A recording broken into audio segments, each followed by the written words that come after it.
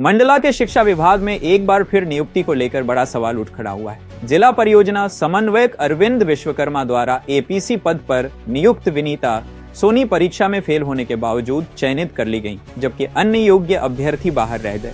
सहायक आयुक्त वंदना गुप्ता को इस नियुक्ति की जानकारी नहीं है। डीपीसी ने मंत्री की अनुशंसा और कलेक्टर की अनुमति का हवाला दिया है, लेकिन क्या कोई फेल अभ्यर्थी इस आधार पर नियुक्त हो सकता है? जिला शिक्षा समिति के अध्यक्ष कमलेश टेकाम ने इस पर कार्रवाई की मांग की है। यह मामला अब पूरे जिले में चर्चित हो चुका है। यूनाइटेड न्यूज ऑफ एशिया के लिए मंडला से कमलेश टेकाम की रिपोर्ट।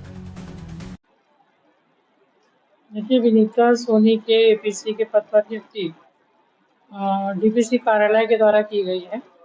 वो शिक्षिका सीएम राइज विद्यालय छावी में पदस्थ है।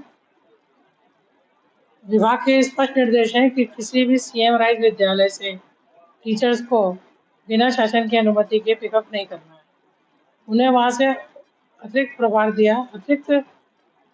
दिया गया है और वो एपीसी के पद पर कार्य करेंगी। जहाँ तक मुझे ज्ञात है कि वहाँ पर जो एक दूसरे एपीसी हैं वो शैक्षणिक स्टाफ के लिए हैं और दूसरे उनकी विनीता सोनी की नियुक्ति शायद हॉस्टल्स के देखरेख के लिए की गई है।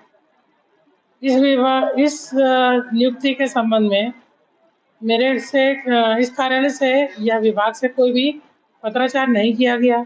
उनके द्वारा डीपीसी द्वारा अपने व्यक्तिगत रूप से कलेक्टर साहब से अनुमोदन प्राप्त कर इस पर किया गया है, जिसकी जानकारी मुझे नहीं थी।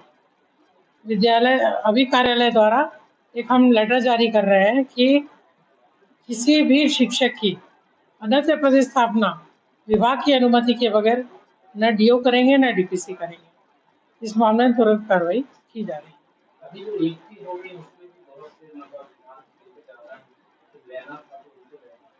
नहीं, उनको लेना, उन्हें नियमानुसार कार्रवाई करनी थी, जो उन्होंने नहीं की है। तो ये प्रश्न है कलेक्टर साहब के संज्ञान में लाया जाएगा। उस पर जो भी महोदय के निर्देश होंगे उस पर हम कार्रवाई करेंगे। यह उच्च शिक्षक मोहगांव में पदस्थ है और इसका मामला है कि डीपीसी कार्यालय से इसकी नियुक्ति हुई है, जो कि अवैधानिक है और रूल्स के अगेंस्ट की गई है, क्योंकि एसी ट्रैवल की अनुमति भी नहीं है। क्योंकि मैं इस विषय पर जब चर्चा हो रही थी तो हमने एसी ट्रैवल से पूछा तो उनकी जानकारी में भी नहीं है, जबकि किसी भी दो अलग अलग डिपार्टमेंट हैं। डीपीसी एजुकेशन के हैं और ये ट्रैवल के टीचर हैं, तो ट्रैवल से अनुमति की जरूरत होती है।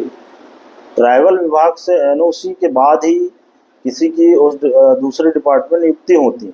तो यहाँ पे शिक्षा विभाग में ऐसी अनियमितताएं लगातार हो रही हैं और ये बैठकों में शिक्षा समिति के द्वारा हमारे द्वारा बताया भी जा रहा है, लेकिन कोई भी अधिकारी इसको मानने के लिए तैयार नहीं है। तो इसका मतलब है कि कुछ ना कुछ तो है यहाँ पर, या अधिकारी जो भी शिक्षा विभाग में उनके ऊपर या तो यहाँ बड़े नेताओं का प्रेशर होगा, या मुझे लगता है कि उनसे बड़े अधिकारियों का या प्रशासनिक अधिकारी जो मुखिया हैं मंडला में, या उनका प्रेशर होगा। तो इस टाइप का क्यों किया जा रहा मुझे समझ में नहीं आता, ये समझ के परे है।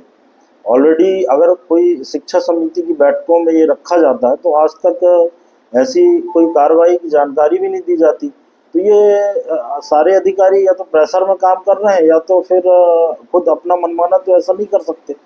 और डीपीसी महोदय की तो इस टाइप की शिकायतें आ रही कि ये लगातार ऐसे ही 2-3 घटनाएं हो चुकी। इसका मतलब है कि ये भी कोई उसके लिए तैयार नहीं है। तो हम लोग अगली बैठक में इनके ऊपर प्रस्ताव लाके कार्रवाई करने के लिए ऊपर कमिश्नर को लिखेंगे और ऐसे अधिकारियों के खिलाफ कार्रवाई होनी चाहिए और दोष सिद्ध होने पर यहाँ से इनको निलंबन की कार्रवाई की जाने के लिए प्रस्ताव करें।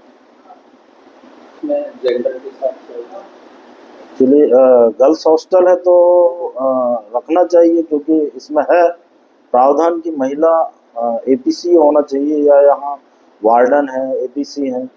महिलाओं के तो महिला एपीसी थी, अभी तक नहीं थी तो चल रहा था, लेकिन एग्जाम कंडक्ट कराया गया है और वो अगर डिस्क्वालीफाई कोई महिला होती है तो उसके बाद या तो फिर से एग्जाम कंडक्ट कराना चाहिए, या तो कुछ दिन के लिए जो क्वालिफाई है उसको रखा जा सकता है चार्ज पे। तो ऐसा जरूरी नहीं है कि किसी डिसक्वालीफाई को रखा जाए।